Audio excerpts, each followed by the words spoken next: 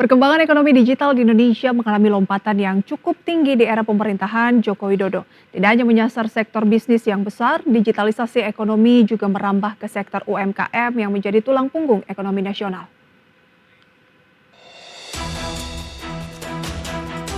Perkembangan ekonomi digital di Indonesia mengalami lompatan yang cukup tinggi selama era pemerintahan Joko Widodo.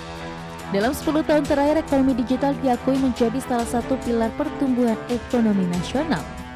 Pasalnya, digitalisasi tidak hanya menyasar sektor bisnis yang besar, namun juga sektor UMKM yang menjadi tulang punggung ekonomi. Pandemi COVID-19 pada 2020 lalu diakui menjadi akselerasi bagi sektor ekonomi digital. Pembatasan aktivitas fisik membuat masyarakat dan pelaku usaha beralih ke platform digital. Terlebih dukungan pemerintah melalui berbagai program digitalisasi membuat jutaan UMKM di Indonesia beralih ke platform digital sehingga mampu bertahan dan berkembang di tengah keterbatasan mobilitas.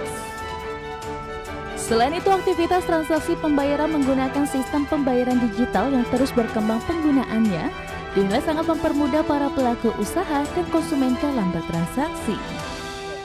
Tentu kalau kita lihat ketika pandemi COVID ya, itu salah satu yang berubah adalah pola konsumsi masyarakat yang memang dia berpindah yang dari offline menjadi banyak online dan sebagainya, yang itu mengubah struktur ekonomi kita dan juga mengubah faktor enabler dari ekonomi kita.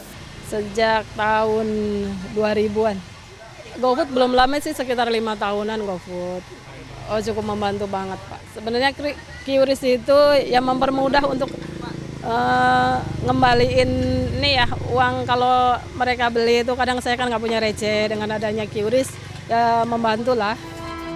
Berdasarkan data Kementerian Koperasi dan UKM, hingga saat ini 30 juta UMKM di Indonesia telah bertransformasi ke digital. Kedepan digitalisasi UMKM diharapkan akan terus tumbuh. Dari Jakarta, Indra Setiabudi, Zulkarnain, IDX Channel.